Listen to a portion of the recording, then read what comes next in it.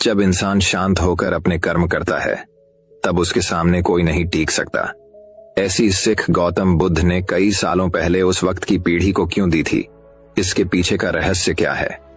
आज इसी रहस्य के बारे में हम गौतम बुद्ध की कहानियों के माध्यम से जानेंगे। तो बिना देर किए चलिए उन कहानियों की शुरुआत करते हैं। कर्मों की गति समझने के बाद सफलता जल्दी मिलेगी। जैसा कर्म करोगे वैसा ही फल प्राप्त होगा। ये कहावत हम सब ने बहुत बार अपने जीवन में सुनी होगी, लेकिन क्या सच में आप दिल से मानते हैं कि अच्छे कर्मों का फल अच्छा ही होता है? अंदर से कोई स्पष्ट उत्तर नहीं आ रहा होगा, क्योंकि हम अपने आसपास ऐसे बहुत से लोगों को देखते हैं जो जीवन भर अच्छे कर्म करते रहते हैं, लेकिन इसके बावजूद उन्हें अच्छे फल प्राप्त नहीं हो पाते। एक नौजवान कड़ी मेहनत करता है किसी परीक्षा में पास होने के लिए, लेकिन उस परीक्षा के परिणाम में उसे निराशा ही हाथ लगती है। तो इससे तो यही सिद्ध होता है कि जिन महापुरुषों ने ऐसा कहा है कि अच्छे कर्मों का फल अच्छा ही होता है, या तो वो महापुरुष गलत थे या फिर हम कर्मों का लेखा जोखा समझ ही नहीं पाते। पर चिंता मत करिए, क्योंकि आज की कहानी सुनने के बाद कर्मों के बारे में आपकी सोच, आपकी दृष्टि एकदम स्पष्ट हो जाएगी। कहानी को आखिर तक जरूर सुने, तभी आप अच्छी तरह समझ पाओगे। पुराने समय की बात है। किसी गांव में राकेश और भोला नाम के दो भाई रहते थे। पूरा गांव जानता था कि वो कहने को भाई थे, लेकिन भाई जैसा प्रेम उन दोनों में नहीं था।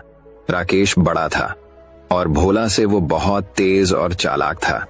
उसने भोला के हिस्से में आने वाली खेती बाड़ी की जमीन भी खुद हड़प ली थी। इसीलिए भोला के परिवार को बड़े ही कष्ट के दिन झेलने पड़ रहे थे। भोला की पत्नी अक्सर बीमार रहा करती थी और उसके पास उसके इलाज तक के पैसे नहीं थे, लेकिन अपने भाई से विपरीत भोला बड़े ही शीतल स्वभाव का इंसान था। वो कभी किसी के साथ बुरा नहीं करता था, लेकिन उसके मन में अक्सर ये सवाल उठा करता था कि मैं किसी का बुरा नहीं करता, किसी के बारे में बुरा सोचता तक नहीं हूं, तो मेरे साथ ऐसा क्यों होता है? क्यों मेरी पत्नी हमेशा बीमार रहती है? क्यों मेरे पास इतना भी धन नहीं है कि मैं अपना जीवन अच्छे से चला सकूं? क्यों मुझे मेरे कर्मों का फल नहीं मिलता है? और मेरा भाई इतना धूर्त है, इतना चालाक है और वो हमेशा मजे में रहता है, उसी तो कोई परेशानी नहीं है। वो सोचने लगा कि शायद बुरे कर्मों का फल अच्छा मिलता है, अच्छे कर्मों का फल अच्छा नहीं मिलता। और धीरे धीरे इस क्रम में उसके मन में घर करने लग गया। उसी गांव से कुछ दूर एक सन्यासी अपनी कुटिया बनाकर रहा करता था। जब भी वो सन्यासी गांव में भिक्षा मांगने के लिए आता तो सबसे एक ही बात कहता कि जो तूने किया वो तेरे हिस्से और जो मैंने किया वो मेरे हिस्से। भोला इस बात का अर्थ कभी समझ नहीं पाया। एक दिन जब वो गहरी चिंता में ईबा वो हुआ था तो उसके कानों में यही शब्द पड़ा कि जो तूने किया वो तेरे हिस्से और जो मैंने किया वो मेरे हिस्से। जैसे ही ये शब्द भोला के कानों में पड़े, वो गुस्से से तिलमिला उठा। उसने गुस्से में उस सन्यासी से कहा कि हे महात्मा, आप हमेशा ही की बात का रट लगाते रहते हैं जिसका कोई मतलब नहीं है। अगर आपकी बात सत्य होती तो मैं जीवन में अच्छे कर्म करते आया हूं, तो मेरे हिस्से में तो अच्छे ही कम होने चाहिए थे, अच्छा ही फल प्राप्त होना चाहिए था। लेकिन मुझे कुछ भी अच्छा फल प्राप्त नहीं हुआ। मेरी पत्नी हमेशा बीमार रहती है, खाने तक के पैसे नहीं होते हमारे पास। सन्यासी ने बड़े ही शांत स्वर में कहा कि ऐसा प्रतीत होता है बेटा की परिस्थितियों से तुम हार मान चुके हो। कठिन परिस्थितियों ने तुम्हारी सोच पर गहरा असर डाला है। बड़े समय में तुम्हारी सोच भी बदल कर रख दी है। तुम्हें काम करना। आज संध्या समय कुछ फल लेकर मेरे आश्रम में आना, फिर मैं तुम्हारे सारे सवालों के जवाब दूंगा। और ये कहकर वो सन्यासी अपना भिक्षा पात्र लेकर अगले घर की तरफ निकल जाता है। संध्या समय भोला ने कुछ फल खरीदे और गांव से दूर उस सन्यासी की कुटिया की तरफ निकल पड़ा।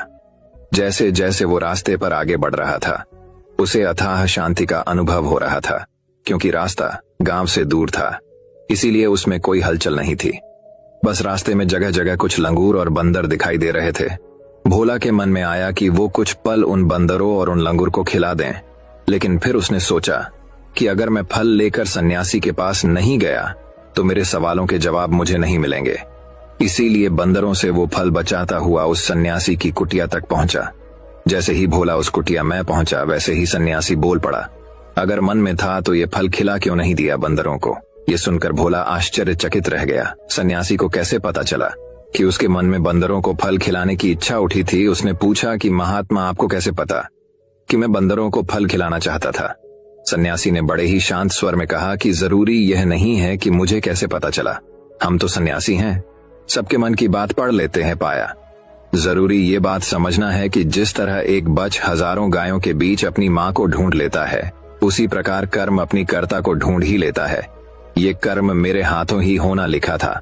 और ये कहकर सन्यासी ने उसके हाथ से फल लिए और बंदरों को खिलाना शुरू कर दिए। भोला इस बात का मतलब समझ नहीं पाया, इसीलिए उसने उस सन्यासी से सवाल किया कि महात्मा, मैं आपकी बात का आशय समझ नहीं, कृपया करके मुझे अज्ञानी को इसका मतलब समझाने की अनुकंपा करें। सन्यासी ने बड़े शांत स्वर में कहना शुरू किया कि बेटा, मनुष्य को हमेशा यही लगता है कि वही करने वाला है, वही करता है और वही कर्म करेगा। लेकिन समझने की बात यह होती है कि कर्म आपका खुद चुनाव करता है, आप कर्म का चुनाव नहीं करते। अगर आप किसी कर्म को करने के योग्य है तो हजारों लोगों के बीच में से कर्म आपको अपने आप ढूंढ कर निकाल लेगा। इसीलिए योग्य बनने पर ध्यान दो, कर्म करने पर ध्यान मत दो। अगर तुम सिर्फ कर्म करने पर ध्यान दोगे तो कभी योग्य नहीं बन पाओगे। योग्य बनने के लिए जिन कर्मों की आवश्यकता होती है, पहले उन छोटे छोटे कर्मों को करना शुरू करो, और जब तुम योग्य बन जाओगे तो बड़ा कर्म, या कहें कि मुख्य कर्म, या फिर जिस कर्म के लिए तुम बने हुए हो, वो कर्म तुम्हारे पास खुद चल कर आएगा। उदाहरण के लिए तुम इन बंदरों को देखो। इन बंदरों ने छोटे छोटे कर्म करके पेड़ों पर चढ़ना सीखा, गुलाटियां लगाना सीखा, और इसी प्रकार छोटे छोटे कर्म करते हुए ये मुझ तक पहुंच गए। और मुझ तक पहुंचने के बाद इनके पास इनका खाना खुद ही पहुंच गया। इसीलिए अपनी रोजमर्रा की जिंदगी में छोटे छोटे कर्म करते हुए अपने आप को योग्य बनाते जाओ, और जब तुम योग्य बन जाओगे तो अपने आप बड़ा लक्ष्य तुम्हें प्राप्त हो जाएगा। सन्यासी ने अगला कथन कहना शुरू किया, जो कि बहुत ही जरूरी था। ध्यान लगाकर सुनना। अगर तुम योग्य बनने के लिए कर्म नहीं करोगे तो दूर लोगों के कर्म भी तुम्हें प्रभावित करने लगेंगे। उदाहरण के लिए तुम्हारी पत्नी कई दिनों से बीमार है। तुम अक्सर यही सोचते हो कि मुझे किन कर्मों की सजा मिल रही है, लेकिन समझने की बात यह होती है कि तुम्हारी पत्नी बीमार अपने कर्मों की वजह से है, तुम्हारे कर्मों की वजह से नहीं है। तुम्हारे कर्म तो अच्छे हैं, लेकिन क्या पता तुम्हारी पत्नी के कर्म अतीत में अच्छे ना रहे हों, जिसकी वजह से वो बीमार हो गई हो, और तुम्हारी पत्नी के कर्मों की वजह से तुम्हें भी दुख झेलना पड़ रहा है। और इसी प्रकार बेहद से मनुष्य अपने बच्चों की वजह से, अपने परिवार की वजह से, इन सब की वजह से खुद दुख झेल रहे होते हैं। लेकिन जरा सोचो, अगर तुम योग्य होते तो तुम अपनी पत्नी का खुद इलाज करवा पाते, उसकी बीमारी दूर करवा पाते, और क्या पता अगर तुम योग्य होते तो तुम्हारा किसी दूसरी स्त्री के साथ विवाह हुआ होता जो स्वस्थ होती, लेकिन तुम योग्य नहीं थे, इसीलिए तुम अपनी पत्नी की वजह से खुद दुख झेल रहे हो। अगर तुम योग्य बन जाओगे तो दूसरे लोगों के कर्म तुम्हें प्रभावित नहीं कर पाएंगे। सन्यासी ने भोला को चेतावनी देते हुए कहा कि याद रखना, भोला आपको वो नहीं मिलता जो आप चाहते हो, बल्कि वो मिलता है जिसके आप योग्य हो। इसीलिए अपनी योग्यता को बढ़ाने पर काम करो, उसके लिए कर्म करो। कर्म का फल पाने के लिए कभी कर्म मत करो। भोला ने सन्यासी से हाथ जोड़कर एक सवाल पूछा कि महात्मा, मुझे यह बताने की अनुकंपा करें कि मैं अपनी योग्यता किस प्रकार बढ़ा सकता हूं ताकि मेरा मुख्य कर्म मुझको खुद ढूंढ सके। सन्यासी ने बड़े ही शांत स्वर में कहना शुरू किया कि बेटा, इसके लिए बड़े ही सरल सरल उपाय होते हैं। सबसे पहला उपाय है कर्म करके भूलते जाओ। तुम जो भी कर्म कर रहे हो, अपने योग्य बनने के लिए उस कर्म को करने के बाद भूल जाओ। ये मत सोचो कि उससे तुम्हें क्या प्राप्त हुआ। इसीलिए कहा जाता है कि कर्म करो, फल की चिंता मत करो। अगर तुम फल की चिंता करोगे तो वास्तविकता में तुम कर्म कर नहीं रहे होगे। अक्सर मनुष्य की पीड़ा का ये एक बहुत बड़ा कारण होता है। वो सोचता है कि मैं कर्म तो अच्छे कर रहा हूं, लेकिन मुझे फल प्राप्त नहीं हो रही, और यही पीड़ा उसके मन को ठेस पहुंचाती रहती है, उसको अपने लक्ष्य से भटकती रहती है। किसी कर्म को करने के बाद अपना आकलन जरूर करें, लेकिन फल की चिंता ना करें। भोला ने सन्यासी से सवाल किया कि महात्मा, हम अपना आकलन कैसे कर सकते हैं? सन्यासी ने उत्तर दिया कि बेटा, जब भी तुम कोई काम पूरा करते हो तो काम पूरा करने के बाद खुद से ये सवाल पूछा कि क्या इस काम को करते समय तुम्हारा ध्यान इसी काम पर टिका हुआ था, ये तुम्हारा ध्यान कहीं और भटक रहा था। इस तरह तुम खुद का आकलन कर पाओगे कि तुम कितने ध्यान के साथ उस काम को कर रहे थे, और जितने ध्यान से तुम किसी कर्म को करोगे उतनी ही तुम्हारी योग्यता बढ़ती जाएगी। और अगर तुम यह ही बस पूरा करने के लिए किसी कर्म को करते रहोगे तो उस कर्म से तुम कभी भी योग्य नहीं बन पाओगे। वो कर्म तो पूरा हो जाएगा, लेकिन उसका फल तुम्हें प्राप्त नहीं होगा। इसीलिए अपना आकलन इस प्रकार करो कि तुम्हारा ध्यान वहां पर टिका हुआ था या नहीं था। या तुम्हारे विचार तुम्हें कहीं भटका ले गए थे। और कोशिश करो कि तुम्हारे विचार अगली बार जब तुम ये कर्म करो तो उसी कर्म पर टिके रहे, इधर उधर दूसरी बातों में भटके ना। भोला ने इस पर एक सवाल पूछा कि महात्मा, जब भी हम कोई कर्म करते हैं तो हमारा मन विचारों से ग्रस्त हो जाता है, वो तरह तरह की बातें सोचने लगता है, तो हम किस तरह अपने मन को एक ही कर्म पर टिका कर रख सकते हैं? इसके लिए कोई उपाय बताएं। सन्यासी ने इसका उत्तर देते हुए कहना शुरू किया कि बेटा, जब भी तुम किसी कर्म को करते समय अपना पूरा भाव उसमें डाल देते हो तो तुम्हारे विचार उसी कर्म पर केंद्रित रह सकते हैं। पूरे निष्ठा, प्रेम और सदाव के साथ किया गया कर्म तुम्हारे विचारों को इधर उधर नहीं भटकने देता। विचार तभी तुम्हें दूसरी दिशाओं में बहा कर ले जाते हैं जब तुम उस कर्म को पूरी निष्ठा के साथ नहीं करते, उसमें पूरा प्रेम नहीं डालते, उसमें पूरा भाव नहीं दिखाते। जब ये तीनों चीजें तुम उस कर्म में डाल देते हो तो स्वाभाविक रूप से तुम पूरी तरह उस कर्म में सम्मिलित हो जाते हो और तुम्हारा मन और मस्तिष्क एक ही जगह पर टिका रहता है। सन्यासी ने अपनी बात खत्म करते हुए कहा कि अगर कोई इंसान, कोई मनुष्य इन उपायों का सही तरीके से इस्तेमाल करता है, उनका पालन करता है, तो वो किसी भी कर्म के लिए अपने आप को योग्य बना सकता है। और एक बार अगर वो योग्य बन जाता है तो उसी बछड़े की भांति उसका कर्म उसे अपने आप ढूंढ लेता है। भोला को कुछ फलों के बदले जीवन भर का ज्ञान मिल चुका था। उसे स्पष्टता मिल चुकी थी। उसके सारे मन के सवाल खत्म हो चुके थे। उसने सन्यासी को प्रणाम किया और वहां से अपने घर के लिए निकल पड़ा। रात हो चुकी थी और रास्ते पर अंधेरा छाया हुआ था। वो इन बातों के बारे में विचार करता हूं, अपने घर की तरफ निकल पड़ता है। वही अब दूसरी कहानी की शुरुआत कुछ इस प्रकार होती है। चुप रहने के फायदे, मौन की शक्ति। एक बार गौतम बुद्ध अपने आश्रम में अपने सभी शिष्यों को शिक्षा दे रहे थे कि दुनिया की सबसे तेज जहरीला हमारी जबान है और दुनिया के सबसे खतरनाक हथियार हमारे शब्द है, जो बिना किसी का खून बहाए लोगों को अंदर ही अंदर मार सकते हैं। हमारे शब्द हमारी ताकत हो सकते हैं, लेकिन यह हमारी सबसे बड़ी कमजोरी भी हो सकते हैं अगर हमें नहीं पता कि कब, कहां और क्या और कितना बोलना है। यदि हम सही समय पर सही इरादे के साथ सही शब्दों का प्रयोग करते हैं तो ये हमें एक सफल व्यक्ति बनाता है।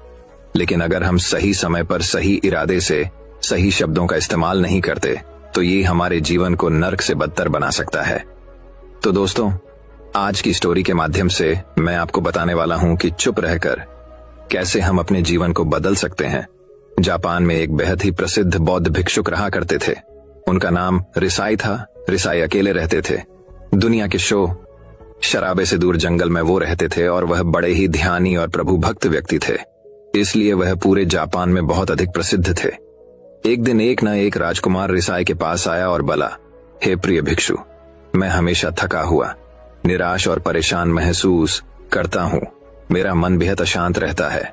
हालांकि मेरे पास सब कुछ है, दौलत, शोहरत, सुख सुविधा है, हर व्यक्ति चाहता है या पाने की इच्छा करता है, लेकिन फिर भी मेरे अंदर इतनी अशांति और चिंता क्यों है? रिसाई ने उसकी बात बहुत ही ध्यानपूर्वक सुनी और कुछ सोचने के बाद कहा, तुम इस प्रश्न का उत्तर जानते हो, बस तुमने कभी इस प्रश्न को हल करने की कोशिश नहीं की है। रिसाई ने आगे कहा, मैं एक रिसर्च करना चाहता हूं, क्या तुम मेरा साथ उसमें दोगे? इस रिसर्च के बाद तुम्हारे जीवन में किसी भी तरह की अशांति और चिंता नहीं रहेगी। ये बातें सुनकर राजकुमार बेहद हैरान था। उसने रिसाई से कहा, बताइए मुझे क्या करना होगा? अपने मन की शांति के लिए मैं कुछ भी करने को तैयार हूं। राजकुमार की इन्हीं बातों को सुनकर भिक्षु ने कहा, तो फिर आप अगले 15 दिन के लिए मेरे आश्रम में रहोगे और एक सामान्य व्यक्ति की तरह अपना जीवन व्यतीत करोगे, और इन 15 दिनों में तुम अकेले और चुपचाप रहोगे, जितना हो सके कम बोलोगे। राजकुमार उस भिक्षु की बातें सुनकर सहमत हो गया। पहले दिन राजकुमार को लगा कि उसका मन सामान्य से अधिक अशांत और विचलित है। उसके मन में तरह तरह के विचार आ रहे हैं और वह आम लोगों की तरह जीवन जीने में असहज महसूस कर रहा है। उसे अंदर से बोलने की इच्छा हो रही थी, लेकिन वह चुपचाप रहा। उसके मुंह से एक भी शब्द नहीं निकले, वह चुपचाप बैठा रहता। लेकिन रात होते होते उसे अंदर ही अंदर शांति का अनुभव होने लगा। उसके लिए यह अनुभव अजीब था। वह खुद से पूछ रहा था कि वह अंदर ही अंदर इतना खुश क्यों है और उसकी आंतरिक बेचैनी और चिंता कम क्यों होने लगी है। अगले दिन राजकुमार अकेला चुपचाप बैठा रहा और वह प्रकृति को निहार रहा। वह पौधों को, फूलों को, आकाश में उड़ रहे पक्षियों को वह अपने जीवन में पहली बार यह अद्भुत दृश्य महसूस कर रहा था कि उसके पास कितनी सुंदरता है।